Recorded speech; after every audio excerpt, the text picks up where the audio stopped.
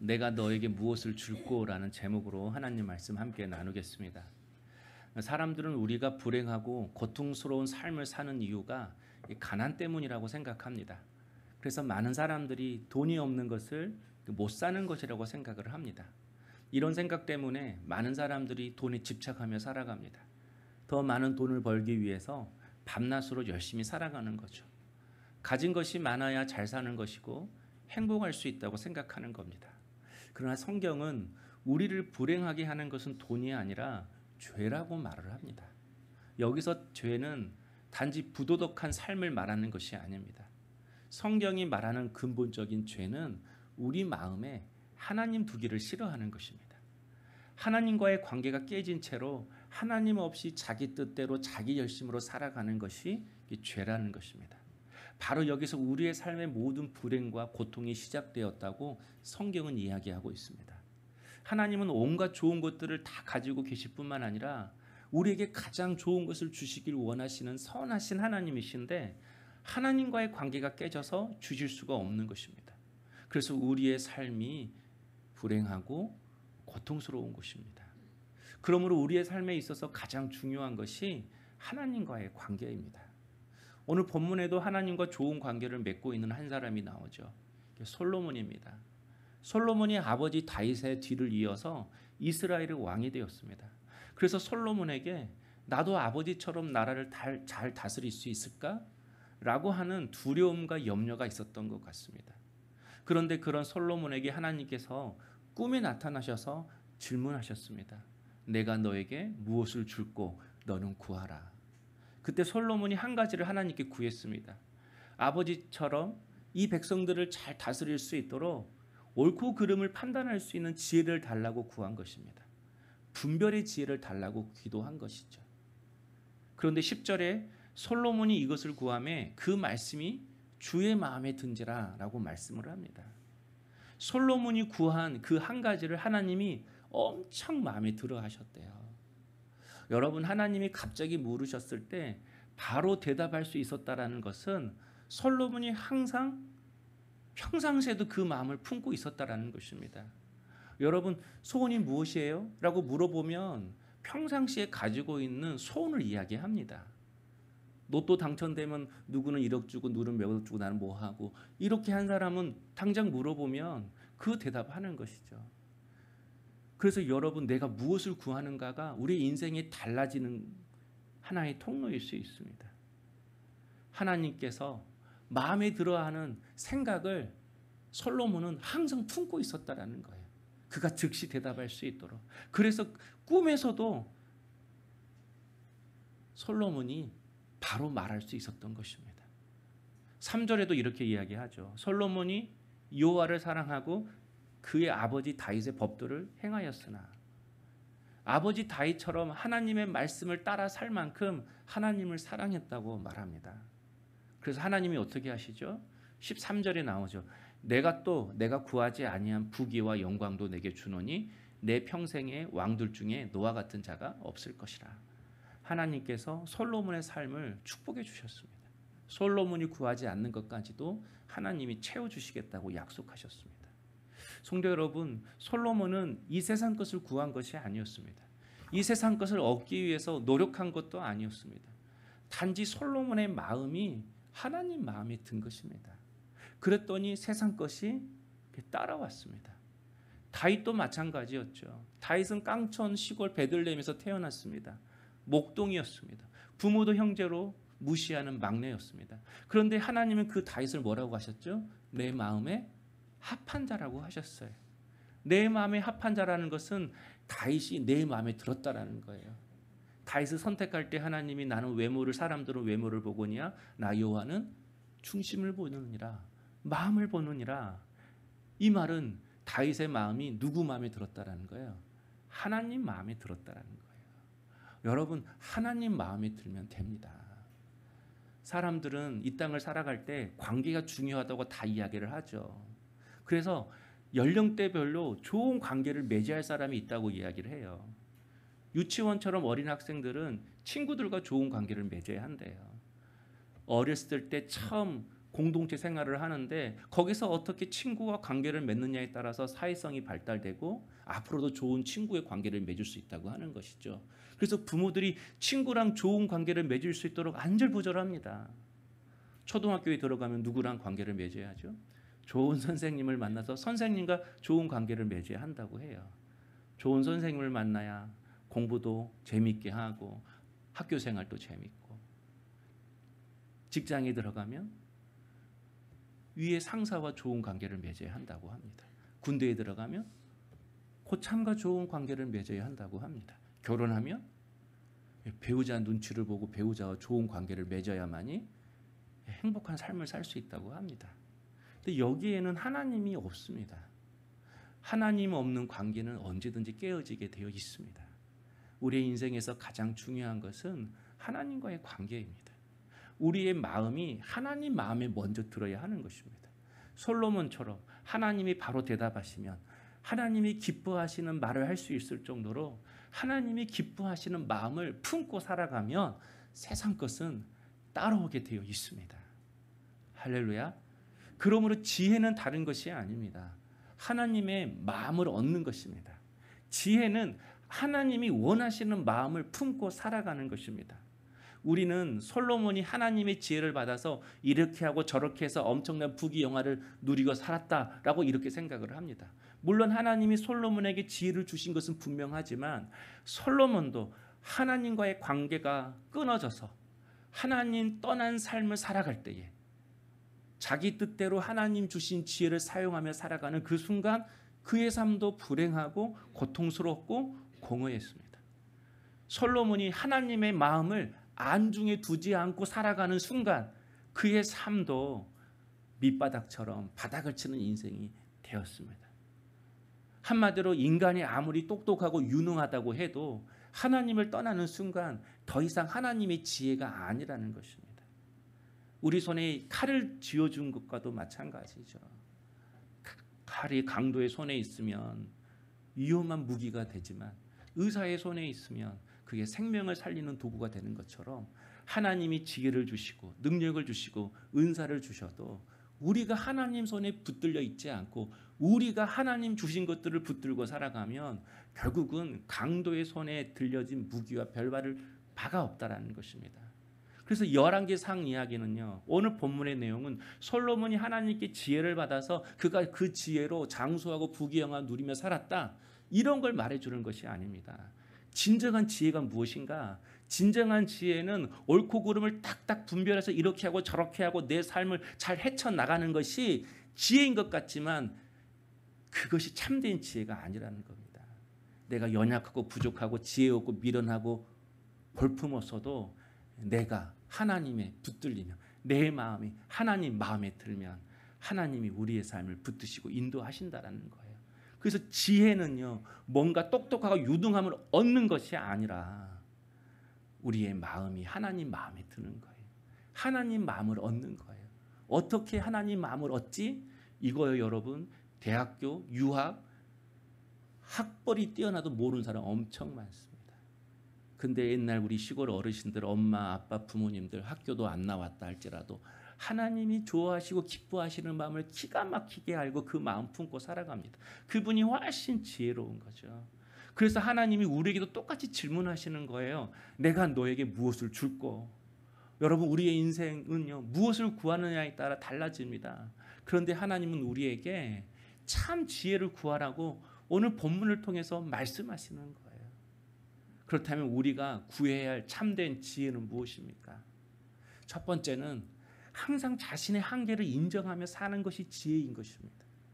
나 똑똑해, 나 유능해, 사람들 앞에서 모든 문제를 척척 풀어주고 야, 저 사람 똑똑하다, 지혜롭다, 이거 듣고 살아가는 것이 지혜가 아니라 위에 계신 그분 앞에 항상 내 자신의 한계를 인정하며 살아가는 것, 그게 지혜라는 것입니다. 여러분 6절 말씀 한번 읽어볼까요? 솔로몬이 이르되 주의 종 내 아버지 다윗이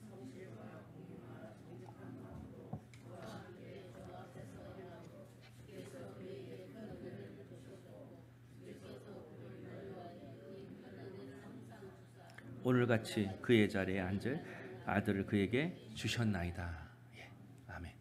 하나님께서 솔로몬에게 네가 원하는 것을 구하라라고 말씀하셨을 때 솔로몬이 제일 먼저 누구 떠올렸는지 아세요? 아버지 다윗을 떠올렸어요. 내가 무엇을 구하지? 이거 물어보셨을 때 제일 먼저 솔로몬은 아버지를 생각하면서 이거 구해야겠구나 라고 했다라는 거예요. 아버지처럼 나라를 잘 다스리려면 어떻게 해야 하지? 모델이 누구였다라는 거예요? 아버지 다윗이었다는 거예요. 그래서 생각해 보니까 아버지가 참 성실하셨다, 공의로우셨다, 정직하셨다, 이것이 떠올라왔어요. 근데 솔로몬에게 가장 인상 깊었던 게 있었던 것 같아요. 바로 하나님이었어요. 다윗의 삶 속에서, 아버지의 삶 속에서 하나님이 보였어요. 아버지의 성실함, 공의로움, 정직함도 보였는데 다윗의 삶 속에서 하나님이 보이셨어요. 아버지 다윗이 성실하고 공의롭고 정직하게 나라를 다스렸던 그 이유가 아버지의 능력이 아니라 하나님의 은혜였구나. 솔로몬이 이걸 깨달은 거예요. 철저히 자신의 한계를 인정하며 항상 은혜를 구하며 살아가는 아버지. 큰 어려움이 만날 때마다 더 큰 은혜를 구하면서 그 일들을 헤쳐나가는 그런 아버지의 뒷모습을 솔로몬이 본 거예요. 그래서 7절에 솔로몬이 자기 자신을 뭐라고 표현하죠? 작은 아이, 동그라미, 작은 아이. 한마디로 항상 어리석은 결정을 내릴 수 없고 혼자 있으면 두렵고 무섭고 사리 판단도 제대로 할 수 없는 어리석은 존재, 어린 아이와 같은 존재라고 솔로몬이 하나님 앞에 고백합니다. 그래서 아버지 다윗에게 주셨던 은혜보다 더 큰 은혜를 나에게 주셔야만이 제가 왕의 직분을 감당할 수 있습니다. 저는 그런 어린아이 같은 존재입니다. 라고 솔로몬이 고백하는 거예요. 솔로몬도 철저히 아버지처럼 자신의 한계를 인정했습니다. 이것이 바로 하나님께서 솔로몬에게 은혜를 주시는 참된 이유인 것입니다. 내가 어린아이 같은 존재라도, 내가 항상 똑똑하고 유능하지 못한다 할지라도 내가 주님 앞에 자신의 한계를 인정하며 주의 은혜를 구할 때 하나님은 그때그때마다 필요한 지혜와 똑똑함과 지식을 우리에게 주시는 것입니다. 그러므로 성도 여러분, 우리도 항상 자신의 한계를 인정하며 살아가는 지혜로운 성도 될 수 있기를 소망합니다. 그래서 우리는 매일매일 어린아이와 같은 마음으로 하나님께 은혜를 구해야 합니다. 그래서 솔로몬이 9절에서 뭘 달라고 하죠? 듣는 마음을 달라고 해요. 듣는 마음. 듣는 마음. 옳고 그름을 잘 판단해서 무슨 일이든지 잘 해결해 나갈 수 있는 그런 지혜가 아니라 항상 오늘 또 내가 틀릴 수 있고 넘어질 수 있다는 마음으로 매 순간 하나님께 귀 기울일 수 있는 지혜를 달라고 이야기를 하는 것입니다. 사람들은 이 본문을 볼 때 옳고 그름을 분별할 수 있는 그 지혜를 달라고 했구나라고 이야기를 하지만 겉 의미는 그거겠죠. 그런데 여기 담겨진 속의 의미는 하나님 오늘 또 내가 틀릴 수 있습니다. 오늘 맞았다 할지라도 내일 또 내가 틀릴 수 있는 그런 어린아이 같은 존재입니다. 그래서 항상 하나님 앞에 귀 기울일 수 있는 사람이 되게 주옵소서. 여러분, 내 연약함을 인정하며 항상 그분 앞에 귀 기울여 듣는 자세로 살아가는 것이 지혜라고 말씀을 하시는 것입니다. 이렇게 하나님으로부터 들으려고 할 때에 하나님은 분별의 은혜를 주십니다. 무엇이 옳고 그른지 깨닫게 하실 때가 있습니다. 내가 몰라도 무턱대고 내리는 그 선택과 결정들이 지나고 보면 얼마나 탁월하고 훌륭한 결정이 있는지 우리가 그렇게 고백할 때가 있잖아요. 야, 그때 그거 안 했길 다행이다. 와, 그때 그거 했길 다행이다. 와, 그때 그 사람 헤어졌길 다행이다. 와, 그 사람 만났길 다행이다. 우리가 알고 그랬습니까? 모르고 했을 때가 너무 많았습니다. 그러나 뒤돌아보면 그게 다 하나님의 보이지 않는 지혜가 우리의 삶을 이끄시고 인도하셨던 것입니다. 그래서 여러분 16절에서 28절 이 내용을 읽지 않았지만 솔로몬의 재판이 나옵니다. 솔로몬이 얼마나 하나님께 지혜를 받아서 지혜로웠는지를 보여주는 재판이라는 거죠. 근데 막상 보면 그리 지혜로울 것도 없습니다.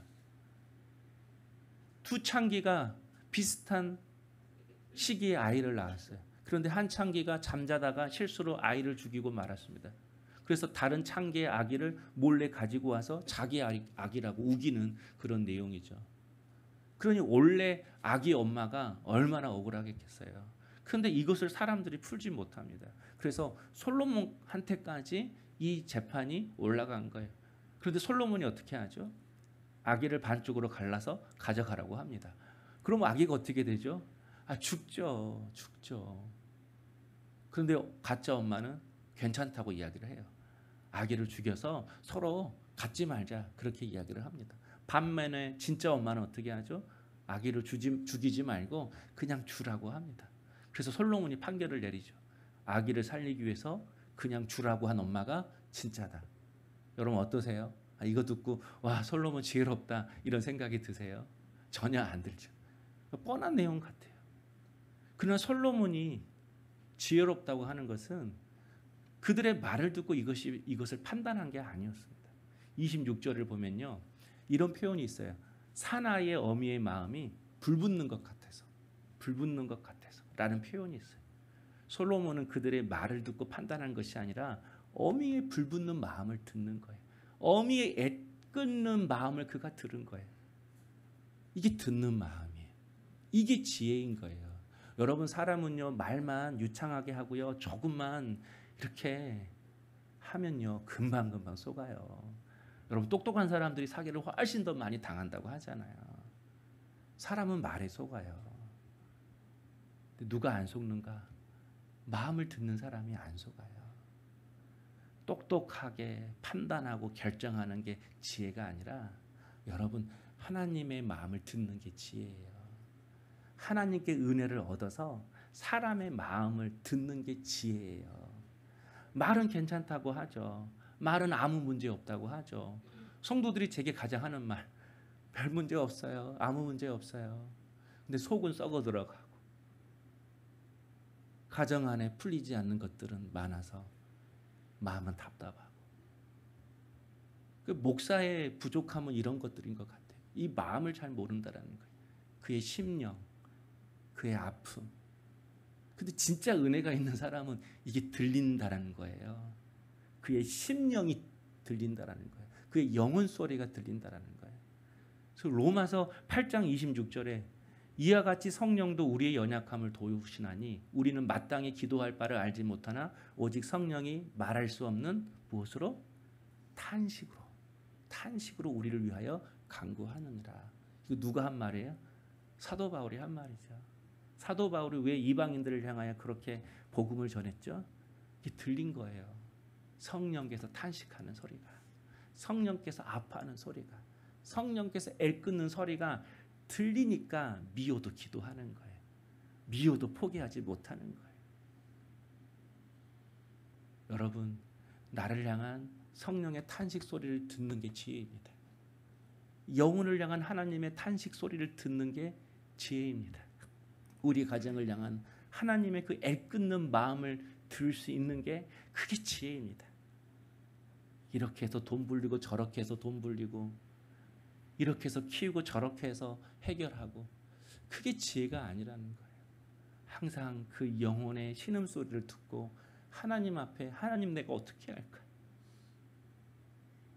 하나님 이 영혼은 어떻게 해야 할까요? 영혼 때문에 아파할 수 있는 것. 그게 여러분 지혜라는 것입니다.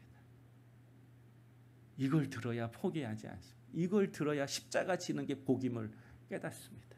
근데 이 듣는 마음이 언제 온다고요? 자신의 한계를 인정하면서 어린아이처럼 항상 주님께 귀 기울일 때, 오늘 또 내 판단을 내려놓고 하나님께 듣는 우리 성도님 될 수 있기를 주의 이름으로 축복합니다. 두 번째로 지혜는 하나님만 목자 삼고 살아가는 것이 지혜입니다. 오늘 본문을 다시 보면 솔로몬이 자신을 여러 번 이곳으로 표현하고 있어요. 7절에 보면요. 뭘까요? 자기 자신을 이렇게 표현해요. 어린아이 말고 종은 작은 아이라. 뭐라고요? 종. 9절에도 뭐라고요? 듣는 마음을 누구에게 주사? 종에게 주사. 솔로몬은 어리석은 아이일 뿐만 아니라 자기 자신이 뭐라고 표현해요? 종이라고 표현해요.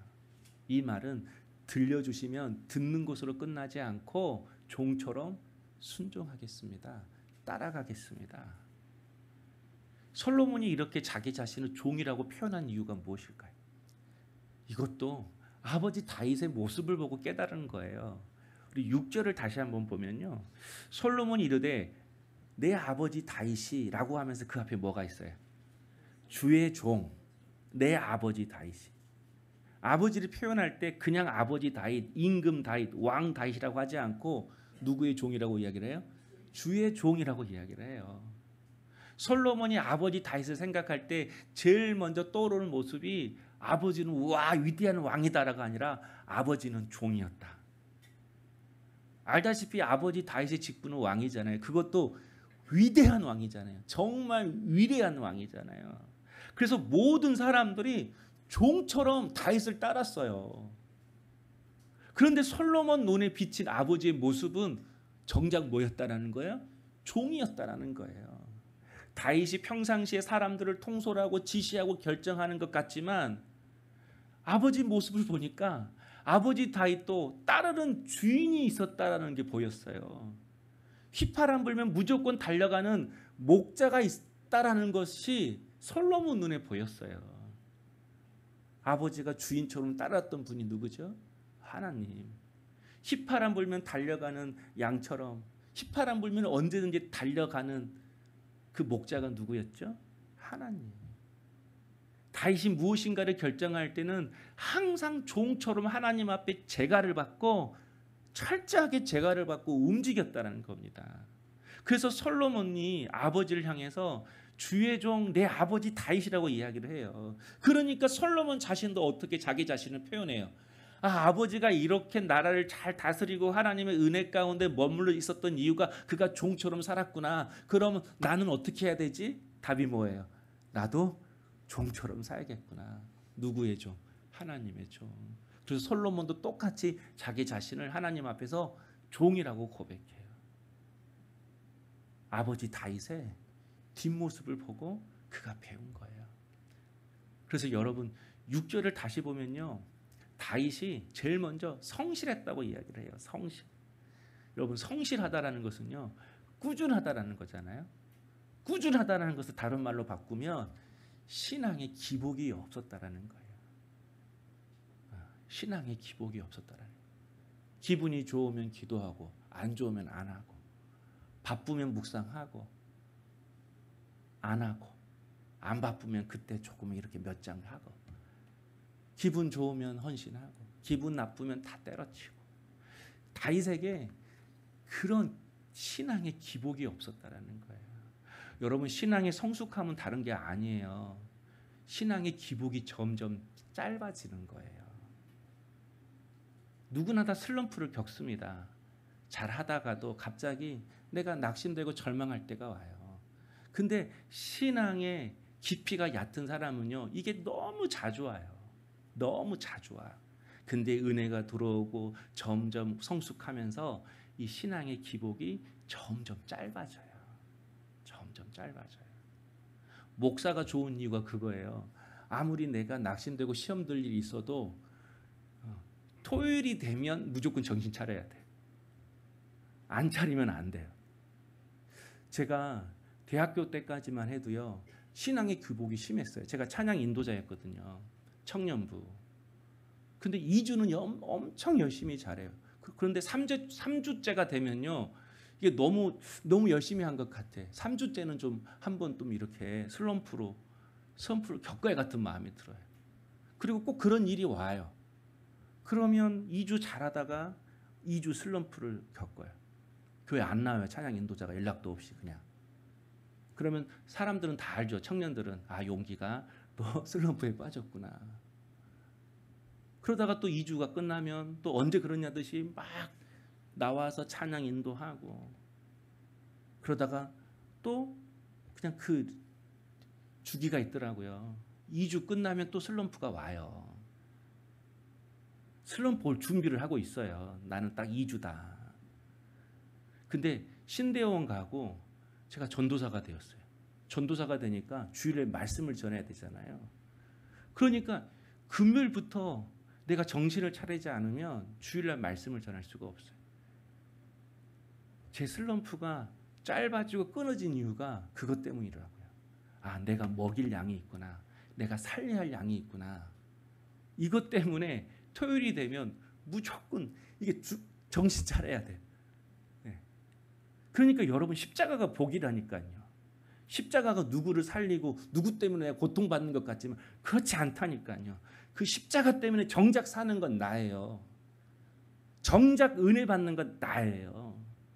다윗의 뒷모습 속에 신앙의 기복이 없었다라는 거. 왜요? 자기가 살려야 할 백성들이 있으니까. 시편 23편 4절에 이렇게 다윗이 고백하죠. 내가 사망의 음침한 골짜기로 다닐지라도 해를 두려워하지 않을 것은 주께서 나와 항상 함께 하십니다.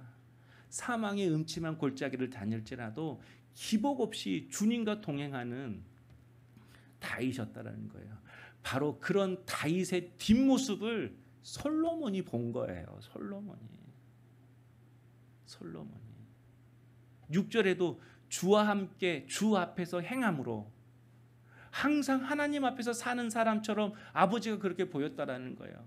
항상 하나님을 모시고 함께 살아가는 처럼 다윗이 그렇게 아들 솔로몬 눈에 보였다라는 거예요. 누가 그렇게 살아갈 수 있죠? 하나님, 나는 무익한 종입니다. 자기 자신이 무익한 종임을 깨닫는 사람이 항상 주님 앞에서 사는 것처럼, 항상 주님과 동행하며 살아가는 것처럼 살아갈 수가 있는 것입니다. 성도 여러분, 솔로몬이 단지 아버지의 좋은 인격, 좋은 성품만 본 것이 아니었습니다. 아버지 다윗의 그 뒷모습 속에서 하나님의 모습을 본 거예요. 종처럼 하나님과 동행하며 살아가는 모습을 본 거예요. 그래서 솔로몬이 하나님, 나도 종 되기를 원합니다. 나도 주 앞에서 주와 함께 동행하며 살아가는 종 되기를 원합니다. 이게 바로 지혜라는 거예요. 성도 여러분, 우리가 좋은 인격을 가진 부모님이 되는 거 중요합니다. 다 해주고 무조건 아이를 위해서라면 헌신하는 거 물론 중요합니다. 그러나 더 중요한 게 있어요. 여러분 모습 속에서 하나님이 보이셔야 해요. 하나님이 보이셔야 해요. 그래서 부모들의 신앙은요, 기복이 심해서는 안 돼요. 여러분, 기복이 심해서는 안 돼요. 신앙 성숙은 다른 것이 아니라고 했죠. 신앙의 기복이 점점 줄어드는 거예요. 그게 종의 모습인 거예요. 그게 종의 모습이에요. 나는 종입니다. 나는 무익한 종입니다. 그런다고 해서 종이 되는 것이 아니라 슬럼프가 오고 힘든 일이 와도 사망의 음침한 골짜기를 다닐지라도 그분 의지하며 그분과 동행하며 이거 통과하겠다라고 하는 것이 종의 모습인 것입니다. 그래서 자녀들은요, 부모의 앞모습이 아니라 뒷모습 보고 배운다고 하잖아요. 중요한 순간순간마다 홀로 하나님께 기도하는 모습을 통해서 우리 부모님의 주인은 하나님이시구나. 하나님을 의지하면서 고난을 통과하는 모습을 통해서 우리 부모님의 목자는 하나님이시구나. 와, 우리 집의 최종 결정권자는 하나님이시구나. 그러니까 여러분이 뭔가를 딱딱 결정 내려주는 것도 사실 좋지 않아요. 무언가를 할 때는 최종 결정권자가 누구인지를 여러분이 먼저 보여주셔야 해요. 하나님 앞에서 철저히 종으로 살아가는 다윗의 그 뒷모습을 통해 솔로몬도 자기도 종으로 살겠다고 고백하는 것처럼 우리의 자녀들도 우리의 뒷모습을 통해서 어떤 상황 속에서도 철저히 하나님만 목자 삼고 살아가는 그 은혜가 우리의 자녀들에게, 우리의 가정 가운데 임하기를 주의 이름으로 축복합니다. 그런데 성도 여러분, 과연 누가 종으로 살아갈 수 있을까요? 사랑하는 사람만이 종으로 살아갈 수 있습니다. 사랑하면 상대방이 종이 되고 싶어 하잖아요. 사랑하면 상대방의 뜻을 따라 살고 싶어 하잖아요. 상대방이 나 때문에 기뻐하는 것이 행복하고, 상대방이 나를 통해서 뭔가 이루어졌을 때 그것이 내 소원이 되고. 여러분, 다윗이 평생 하나님의 종으로 살았다는 것은 그가 정말 종처럼 아무 생각 없이 시키면 시킨 대로 하는 그런 종처럼 살았다는 뜻이 아닙니다. 그가 종처럼 평생 살 만큼 하나님을 그렇게 사랑하며 살았다는 거예요. 성도 여러분, 지혜가 뭘까요? 똑똑한 게 지혜일까요? 아니요. 하나님을 사랑하는 것이 지혜입니다. 최고의 지혜는 우리 하나님 사랑하는 것입니다. 우리 하나님 사랑하면 그분의 뜻을 알고 싶어서 귀를 기울이게 되어 있습니다. 우리 하나님을 사랑하면 양이 목자 따라다니듯 그분의 음성 듣고 그분과 동행하며 살아가고 싶어 합니다. 하나님을 사랑하면 하나님의 뜻을 이루어가고 하나님 나라의 삶을 살아가고 싶어 합니다. 그래서 여러분, 최고의 지혜는 우리 하나님을 사랑하는 것입니다. 저에게 한 가지 은사가 있어요. 좀 제 입으로 이 말하기는 좀 쑥스럽지만 항상 저는요, 담임 목사님을 엄청 좋아했어요. 어렸을 때 시골 교회 다닐 때에도 매주일 광주에서 저희 회천 군동기로 고1 때까지 시골에서 교회를 나갔어요. 목사님 사모님이 너무 좋았어요.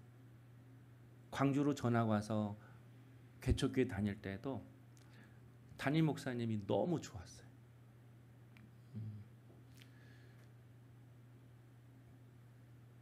사역자가 되어서 광양대강교회 갈 때도요, 사역자이지만 원래 부목사들은 담임 목사 싫어하거든요. 진짜 싫어하거든요. 부목사 만나면 무슨 이야기 할까요? 담임 목사 까는 이야기예요.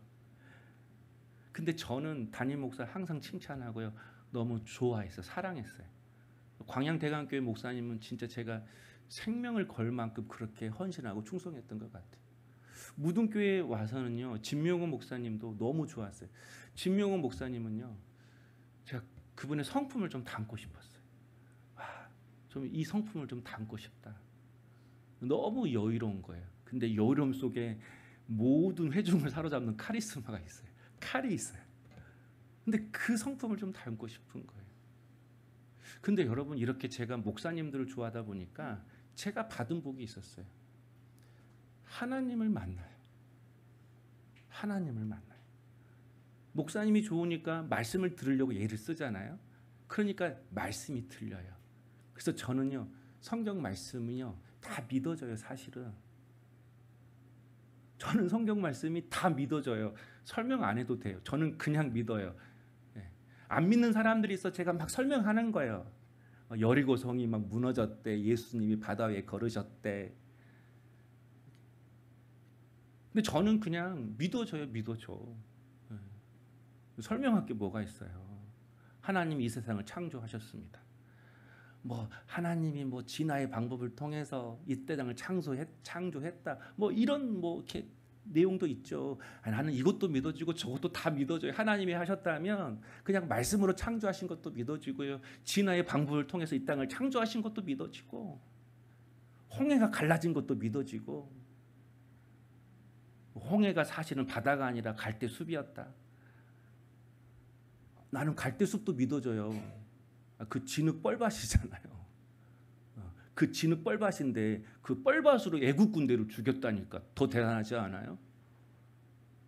이게 저는 은사예요. 권위자를 내가 사랑하는 거. 권위자를 사랑하는 거. 군대에 가면 소대장님이 그렇게 좋고 중대장님이 그렇게 좋고, 하나님이 세우신 권위자에 대해서 그냥 순종하고 사랑하는 그런 온유한 마음을 그분한테만 주셨던 것 같아요. 그러니까 사랑도 받고, 그분을 통해서 하나님을 만나고 하나님의 뜻도 깨닫고, 그러다가 이렇게 주의 일도 하고 하나님을 가장 뜨겁게 사랑하는 사람이 되었습니다. 그래서 여러분, 전도서 1장 7절을 보면요, 모든 강물은 다 바다로 흐르되 바다를 채우지 못하고 라는 말씀이 있어요. 솔로몬이 한 말이죠. 시간이 흘러서 솔로몬이 점점 아이가 아니라 왕처럼 살기 시작했어요. 점점 종이 아니라 자신이 주인처럼 살기 시작했어요. 하나님을 향한 사랑이 식은 거죠. 그래서 그가 하나님이 주신 지혜 때문에 모든 부귀영화를 잃었지만 그의 말년은 불행하고 고통스러운 삶을 살았습니다. 그래서 그가 전도서에서 이 말을 했던 거예요. 강물이 아무리 많이 바다로 흘러간다 할지라도 그 바다를 다 채우지 못하는 것처럼 모든 것을 다 가졌어도 솔로몬 자신의 마음은 강물로 채워지지 않는 바다처럼 공허하고 허탈했다고 자신이 말하는 거예요. 그래서 이렇게 고백하잖아요. 헛되고 헛되며 헛되고 헛되니 모든 것이 헛되도다. 부귀영화를 통해서 행복해지려고 했던 자신의 열심과 노력과 인간의 똑똑함과 유능함이 결국은 헛된 삶, 어리석은 행동이었다고 고백을 합니다. 그런데 다윗은 어떻게 고백을 하죠? 시편 23편에서 내 잔이 넘치나이다. 아니 그 많은 것을 가졌어도 강물이 바다를 채우지 못하듯 제 마음이 바다처럼 공허합니다. 솔로몬은 이렇게 고백하는데 고난과 아픔과 역경 속에서도 다윗은 부족함이 없다라고 이야기를 해요. 무슨 차이죠? 무슨 차이죠? 다윗이 이렇게 고백하죠. 여호와는 나의 목자시니 내게 부족함이 없으리로다. 다윗은 여호와만 목자 삼고 살았어요. 하나님만 사랑하며 살았어요. 그래서 이해가 되든 안 되든 하나님이 들려주는 그 음성에 귀 기울이고 순종하며 살았습니다.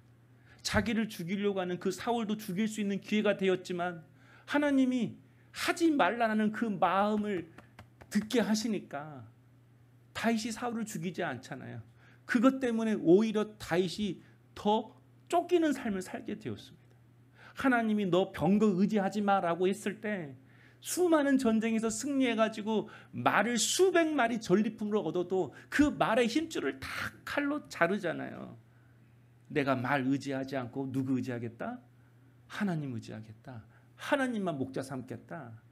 이렇게 다윗은 매번 하나님 때문에 사망의 음침한 골짜기를 다녀야 했습니다.